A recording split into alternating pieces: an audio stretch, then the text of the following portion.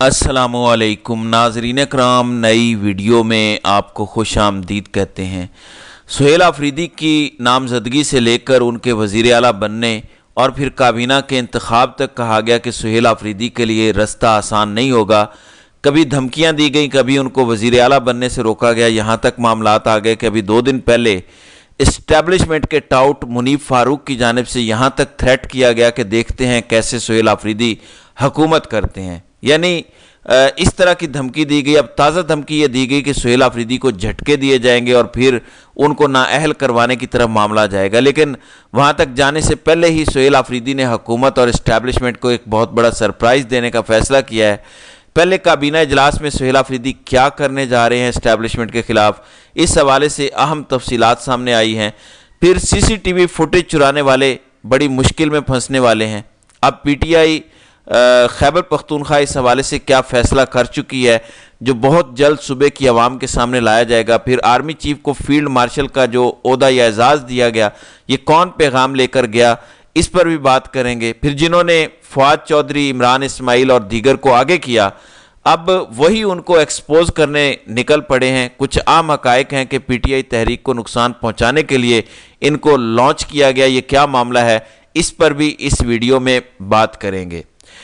नाज़रीन इकराम, आपको पता है कि सुहेल आफरीदी को थ्रेट किया गया, धमकियां दी गई, दहशतगर्दों का साथी कहा गया। ये भी कहा गया कि उनको किसी सूरत वज़ीर आला नहीं बनने दिया जाएगा। लेकिन सुहेल आफरीदी वज़ीर आला बने, ना सिर्फ वज़ीर आला बने बल्कि स्वीपिंग मार्जिन के साथ वज़ीर आला बने, यानी 90 वोट उनको अपने अरकान के मिले। तो इतने भारी मार्जिन से, इतनी भारी लीड से वो वज़ीर आज़म मुंतखब हुए, तो वो भला क्यों इस्टेब्लिशमेंट की धमकियों से खौफजदा होंगे? यही वजह है कि सुहेल आफरीदी खौफजदा नहीं हुआ। एक रहनुमा उसूल हमारी सोसाइटी में है कि किसी कमज़ोर को दबाओ, अगर दब जाए तो वेल एंड गुड, नहीं दबता तो फिर खुद उससे दब जाओ। यह हमारा यूनिवर्सल रूल की तरह एक पैमाना बना हुआ है। यहाँ पर भी यही हुआ। सुहेल आफरीदी के बारे में कहा गया कि ये नौजवान है, अनाड़ी है, तजर्बा नहीं है, ये सुबह नहीं चला सकता। इवन पार्टी के अंदर से भी कहा गया कि एक एडवाइजरी काउंसिल होनी चाहिए। सुहेल आफरीदी ने ये सारी चीज़ें रिजेक्ट की और खान ने भी इनकी भरपूर हिमायत की और कहा कि सुहेल आफरीदी खुद सब कुछ करेगा और मैं इससे नताइज लूँगा। फिर टीम बनाने का भी खान ने इनको फ्री हैंड दिया और इसमें सुहेल आफरीदी जो टीम लाए वो इनसे भी 2 कदम आगे है। अब देखें कि ये सब कुछ हो चुका, साथ साथ इस्टेब्लिशमेंट की धमकियां चलती रहीं। पहले आगाज़ हुआ कि ऐसी की तैसी कर देंगे, फिर बाद में आया कि मुलाकात भी करवा देते हैं। अब थोड़ा सा हाथ हल्का रखें, हमारा साथ बैठें, कुछ इश्यूज़ पर बात कर लें तो हम आपके साथ चलने को तैयार हैं। यानी वो जो अकड़ दिखाई गई, वो जो दबाने की कोशिश की गई, सुहेल आफरीदी दबा नहीं तो फिर दबाने वाले खुद दबना शुरू हो गए। तो यहाँ अभी भी यही सूरत हाल बन रही है। सुहेल आफरीदी अपनी जगह खड़ा है, सिर्फ खड़ा रहने से इनका सारा दबाव खुद ब खुद ज़ायल हो रहा है। तो सुहेल आफरीदी ने अब मज़ीद इसमें बेहतरी का फ़ैसला किया है। वो लोग जो CCTV फुटेज चुराने में मुलविस थे, जो 9 मई करवाने में मुलविस थे, जिनके बारे में खान हमेशा कहते, जब भी उनसे कहा जाता कि 9 मई पर माफ़ी मांगें तो आपके मसाइल ख़त्म हो जाएंगे, तो खान का एक ही मुतालबा था कि जिसने CCTV फुटेज चुराई उसी ने 9 मई करवाया। अब सुहेल आफरीदी ने CCTV फुटेज चुराने वालों को ढूंढने का फ़ैसला किया है।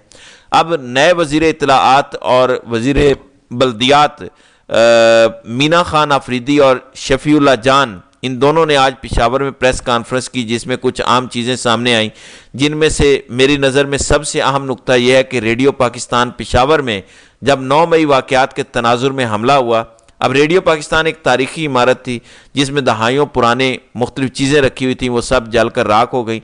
अब सुहेल आफरीदी की सरबराही में हुकूमत ने रेडियो पाकिस्तान पर हमले की इंक्वायरी का फैसला किया है।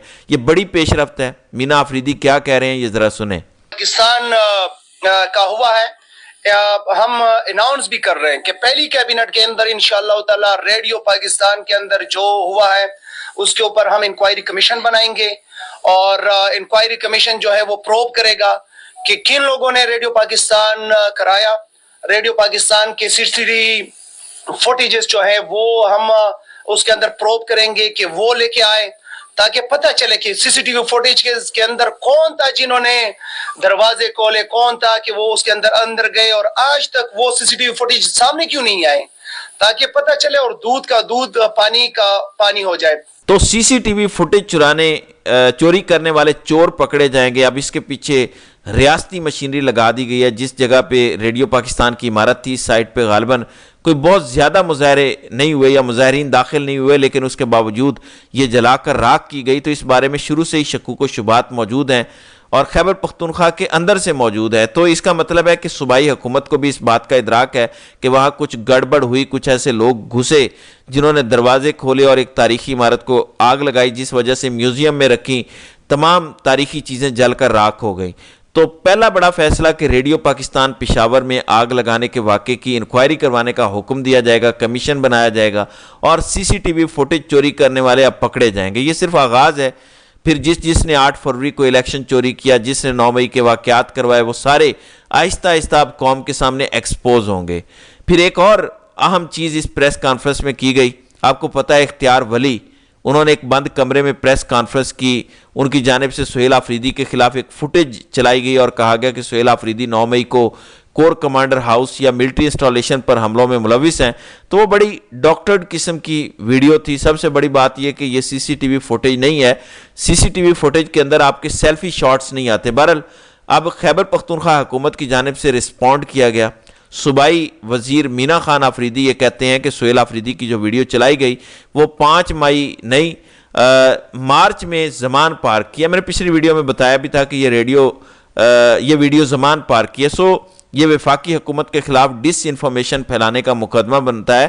یہ مقدمہ وفاقی حکومت کے خلاف سائبر کرائم انویسٹیگیشن ایجنسی اور متعلقہ فورم پر درج کروانا چاہیے کہ کیسے آپ نے ایک منتخب وزیر اعلیٰ جس کے پاس بھاری مینڈیٹ ہے اس کے خلاف اس طرح کا پروپیگنڈا کیا۔ تو اب صوبائی حکومت رسپونڈ کرنا شروع کر چکی ہے۔ دوسری جانب شاہ محمود قریشی سے ملاقات کے لیے فواد چودھری اور دیگر کچھ لوگ متحرک ہیں۔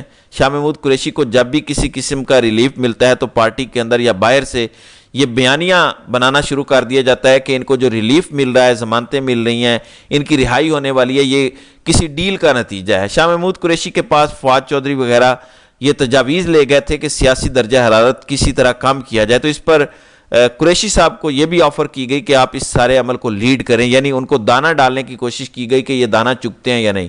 تو شاہ محمود قریشی سینئر منجے ہوئے سیاستدان ہیں، وہ سمجھ گئے کہ یہ جو اچانک میرے پاس آئے ہیں کسی اور طرف سے یہ بھیجے گئے ہیں، یہ خود نہیں آئے۔ اس پر قریشی صاحب کی جانب سے کہا گیا کہ اگر میری خان سے ملاقات ہوگی تو میں نے کچھ نوٹس تیار کر رکھے ہیں، وہ نوٹس میں خان صاحب کے ساتھ شیئر کروں گا۔ ان نوٹس میں نے کچھ چیزیں پلان کی ہیں کہ ہم نے اس ڈیڈ لاک کی سچویشن سے آگے کیسے نکلنا ہے، اس تناؤ کو کیسے کام کرنا ہے۔ ان نوٹس میں فارمولہ شاہ محمود قریشی نے نہ تو فواد چودھری سے شیئر کیا، نہ عمران اسماعیل کے ساتھ اور نہ ہی مولوی محمود کے ساتھ۔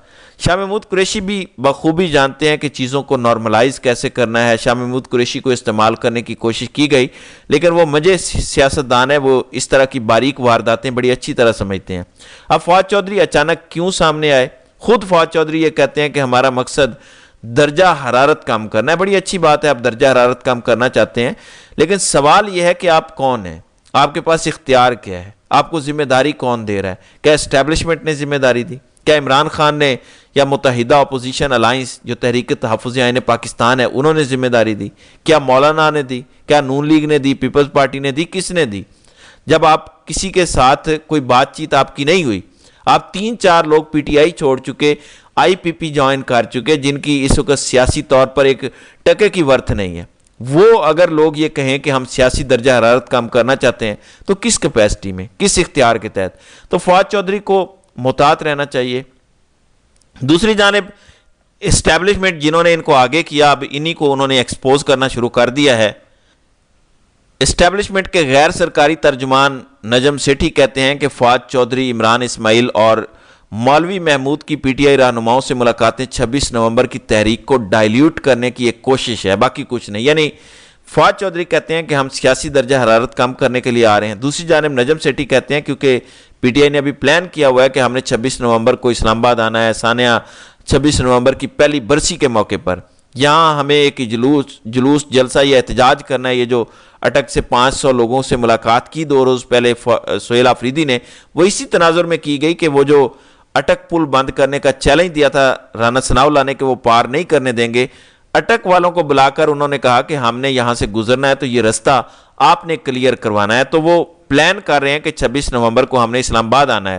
اگر وہ 26 نومبر کو اسلام آباد آنے کا فیصلہ کرتے ہیں تو اس کا مطلب ہے کہ یہ جو تحریک بن رہی ہے ایک بار پھر فواد چودھری اور ان کے دیگر ہم خیال اس تحریک کو زائل کرنے کے لیے یہ کوششیں کر رہے ہیں. اس سے پہلے بھی ایسی کوششیں ہوتی رہی ہیں, ضمانت ہونے لگے, رہائی ہونے لگے, بریت ہونے لگے تو اس کے اندر مذاکرات آ جاتے ہیں, ڈیلوں کی افواہیں چلنا شروع ہو جاتی ہیں اور چیزوں کو ڈسکریڈٹ کرنے کی کوشش کی جاتی ہے. تو یہاں پہ بھی یہی چیزیں ہو رہی ہیں. بہرحال دیکھتے ہیں کہ اس حوالے سے مزید کیا ہوتا ہے.